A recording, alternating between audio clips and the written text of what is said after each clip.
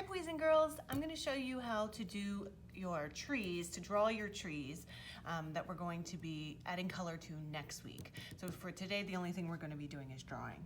Now, I recommend that you use a pencil first. Why would you use a pencil first? I think you got it, because you can erase it, which also means I would draw lightly so that you can erase if you need to, because if you press hard, it's really hard to get all those pencil marks away, and you want it to be as neat as possible.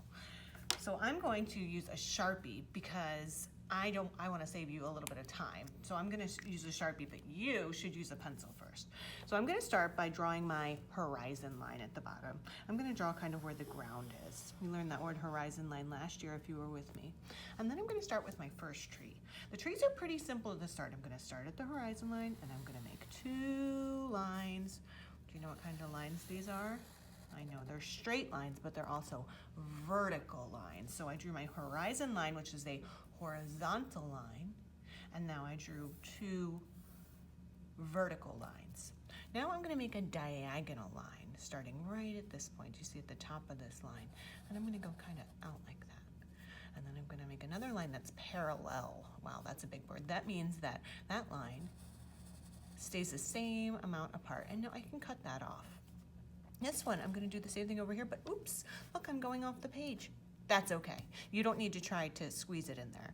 I'm going to make another line like this, and then I'm going to go here. I'm going to go up a little bit more. It's okay if it's not perfectly straight. And this one, you know what? I'm going to let this one go right off the page, and I'm going to let this one go right off the page. And now I can just make this tree go all the way to the top. All of our trees are going to go from top to bottom. Now I'm going to move on to my second tree. You're going to do 3 trees. And if it helps you, you can always draw with your finger first if you're a little bit confused. We call that ghost drawing, if you remember from last year. You can do your ghost drawing first, and that sometimes will help you map out your space. So I'm going to start my second tree, but this time I need to really pay attention to my first tree because I'm going to do some overlapping. Overlapping means that one thing is on top of another, but look at my hands when they overlap. Can you see all of my left hand? This is my left hand. Can you see all of it? No, because my right hand is overlapping my left hand. So I'm going to do some overlapping here, and you're not going to see all of the second tree.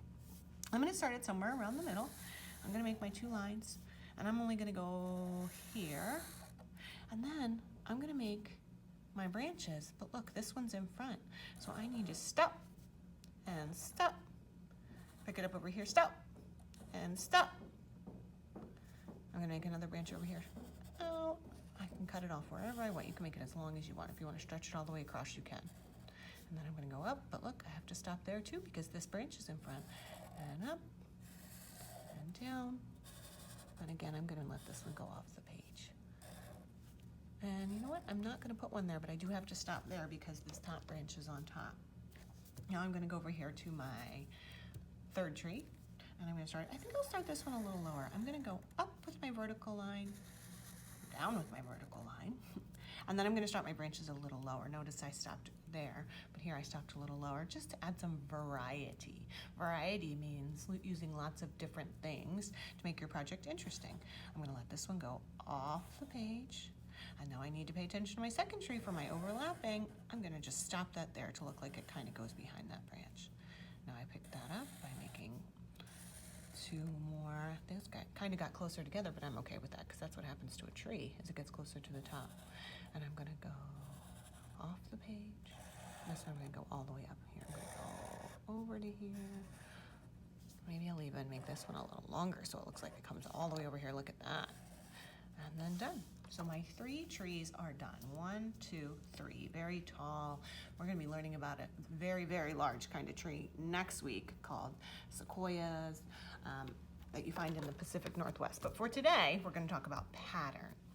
Now you know a pattern is a line or shape or color that repeats. Well, we're going to be making lots of different kinds of simple patterns.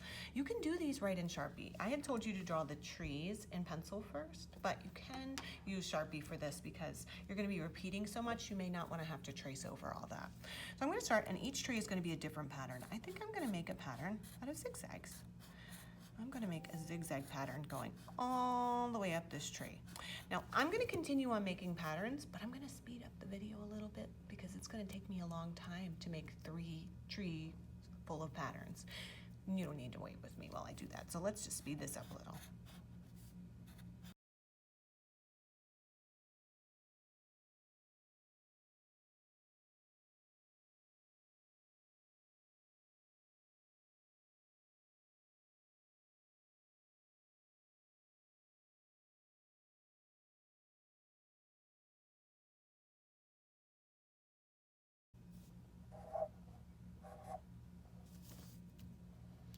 Okay, I really like my patterns.